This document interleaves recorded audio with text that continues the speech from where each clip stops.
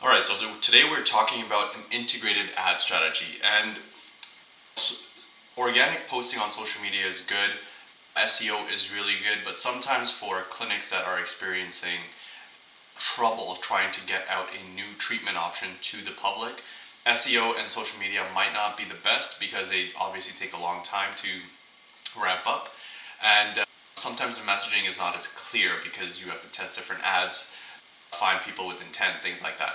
So the best way to get a newer or lesser known treatment to the public is through ads. Now today we're going to talk about the integrated ad strategy on both Google and on Facebook, just so you guys can see how we're actually bringing in new inquiries and bookings for clinics offering specialized treatments. So we have the two platforms here. First we have Google. Again, these are ads, okay? And then we have Meta. So people on Google are in discovery mode. Let me clear that. Discovery mode, okay? They're also in education mode. And these people, because they are in discovery and education mode, they are actively looking for some sort of a solution to their problem. So they are also very high, high intent. This is key. Okay, this is very key. We want people who are high intent because it makes it easier for us to sell them. On the other side, we have Meta. So Meta is to raise awareness. Okay? It is an emotion-based platform. And when you're asking people to do something like through a call to action, you want to make it as low friction as possible. Low friction. So let's talk about this for a second, because Google, we have these high intent people who are actively in the market, right? And then we have people on Meta who can be active in the market, but we just don't know that yet because we're not able to get as precise with our targeting on Meta. The main difference between Google and Meta is how you actually target people. Okay?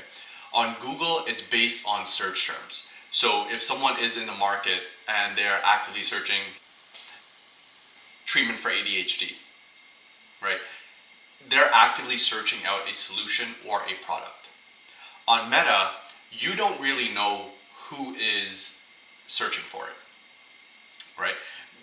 Targeting options in the healthcare industry are very limited on Meta. This is why the ads have to be a lot more powerful. And I always tell people, like, Google ads are easier to run than Meta ads. And the reason for this is because you have the psychological factor there of high intent people. So you're just trying to optimize for key phrases that they're searching for. On Meta, you don't have that. This is why you have to work on emotion-based and increasing awareness. So let's talk about this a little bit more. So when you are running these ads, you should always be sending them to a landing page. Okay? And this landing page has to be specific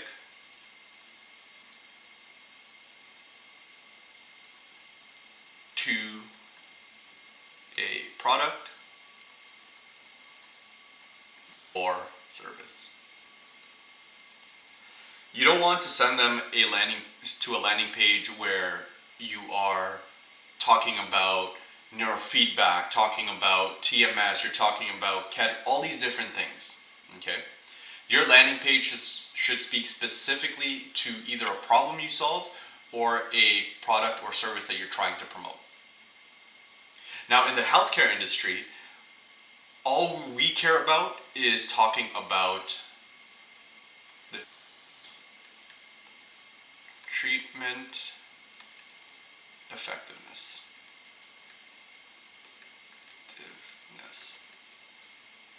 Okay? And the reason for this is because people do not care how advanced your treatment is. They only care about how effective that treatment is. Okay?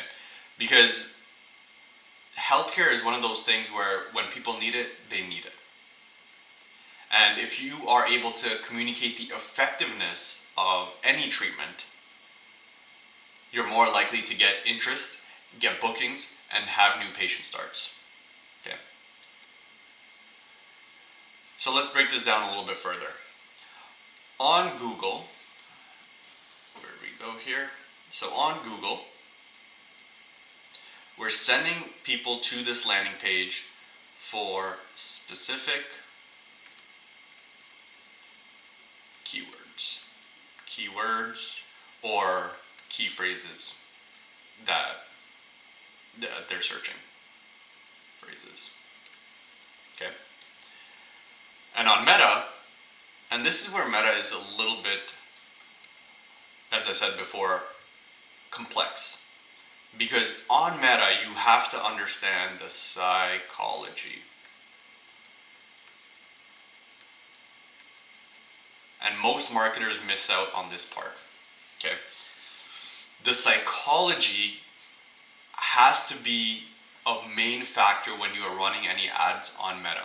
And the reason for this is because when people go on Facebook or Instagram, they're usually looking for laughs, checking out what their friends are doing, or just scrolling for the fun of it.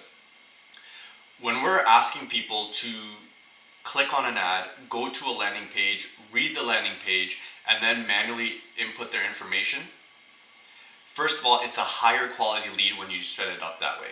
Okay? When people have to manually put in their information, they are higher quality leads because it's not an autofill. There's a little bit more time investment required for that. The second thing is that when people are scrolling, you have to trigger that emotion in them for them to actually stop, see the ad, read the caption, and then go over to a landing page. So that's why psychology, we'll talk about this in another video, plays a huge role in how effective your meta ads are. Okay, so let's just remove that for now. So here we are sending traffic. Okay, let's say we created a perfect ad, it's a great ad, we're sending traffic. Ad traffic.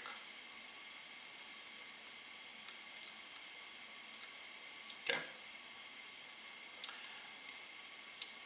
Now, on this landing page, before we do anything else, we need to install two tracking mechanisms. One is on the Google side, which is called the Google tag. And the other one is called a meta pixel. Essentially, these two things keep a track of who has visited your website. It's anonymized, so you won't know exactly who it is, but the platforms keep this data, okay? And this here is really powerful. Let's say this. So on the Google side, okay, we have these high intent people, okay? And they're searching for specific keywords or phrases for a problem that they're looking to get solved. Now we're sending that traffic to this landing page. So now Google's tracking those high intent people, but we also have our Facebook or Meta Pixel tracking those high intent people. And how these tracking mechanisms work is that they collect the data and then use that data in order to optimize the algorithm specific to your account. So the more traffic that you send to it, the more optimized the tracking mechanisms are going to be, and the more powerful your algorithm is going to be to send your ads to more relevant people. Now, if you have really bad data, Your cost per lead is going to go up. The cost to show people the ad is going to go up, right? You're not going to get as many clicks on the ad. So this is why you need to do some preliminary research on the service that you're looking to promote. And we'll talk about that in another video as well. So once we have these in place, these are very powerful. So let's say, for example, on the Google side, okay? Let's say we end up getting 500 people going to this landing page. Now remember, these 500 people are of higher intent because they're actively in the market searching for a solution to their problem. Okay, so we send these 500 people over to the landing page. On the Meta side, we're sending people who might be interested in what you're offering. Okay, so let's say even on this side, we send 500 people. Now, these 500 here are more powerful than these 500 people here. And again, it's because these people are of higher intent. They have gone to Google, searched for their problem or a solution to their problem, and then clicked onto our landing page. Here, people are scrolling, your ad seems cool, they're going to click on it, check it out. So not as valuable as these people here. Okay. But now you're still feeding the data. You're still feeding these tracking mechanisms down here. And this is what you want to do for your launch. Okay, you want to start building up data on these two tracking mechanisms. So we have 500. Okay. The next step is now you're sending all this traffic here, high intent traffic. You're sending lower intent traffic. We don't know exactly on Meta. There's some interest because they obviously clicked on the ad, and there's a human factor where if they're not interested, why would they even bother clicking on the ad? Okay. Now we have a total of 1,000 people that have visited our landing page.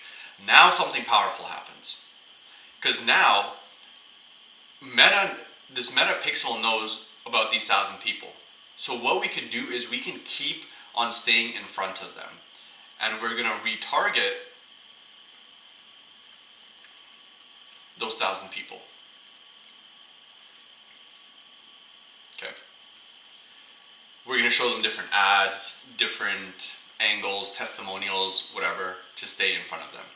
Because at a certain point, when they have seen your ad 5 to 7 times, they will inquire about your services. Or the rate that the rate of those 1,000 people inquiring goes much higher, because you're keeping them in their ecosystem. And people are people, they're not going to make a decision right away if they don't have to.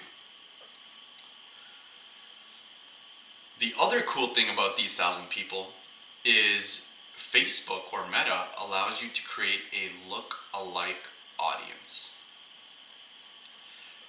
This look-alike audience basically takes those 1,000 people, and because Meta has so much information on people from their transaction history to their interests, it can find more people like those 1,000 people.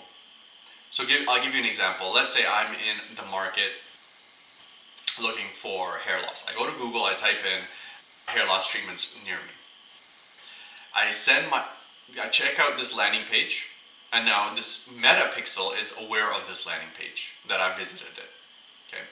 So if you say, hey, Meta, find me another person like this guy, Meta will go through all the users and find people whose behavior and interests match mine.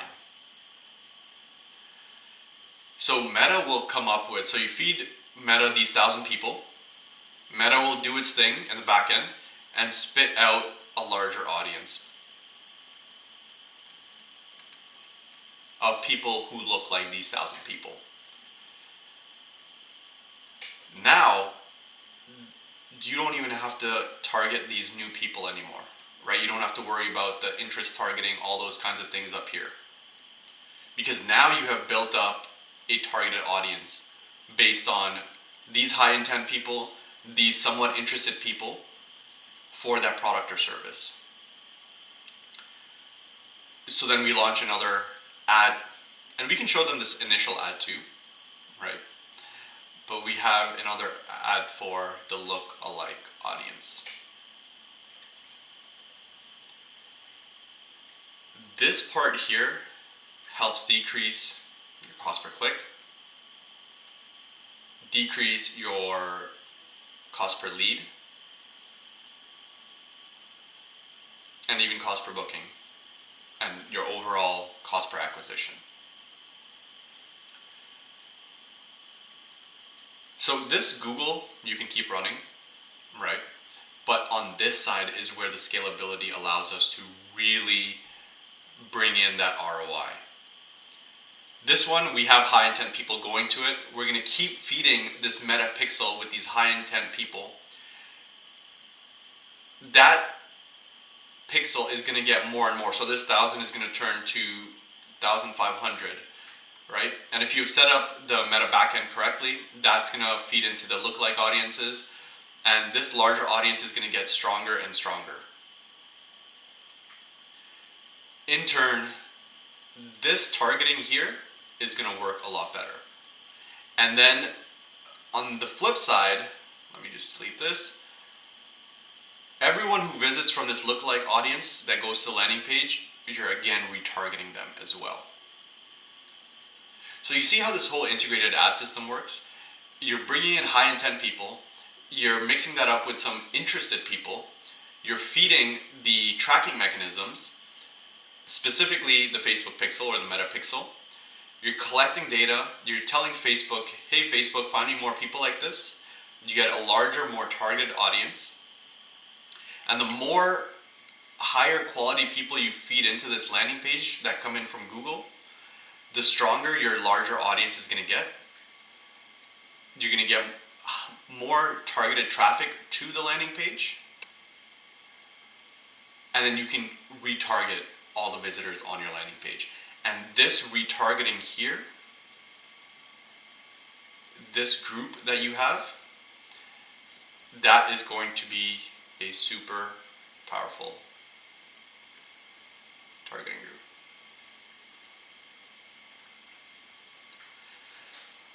So test this out for your next ad strategy because I think it's going to work really well for you. Again, it depends on your budget. If you are just starting off, I would recommend on Google, we start at about $20 to $30 per day.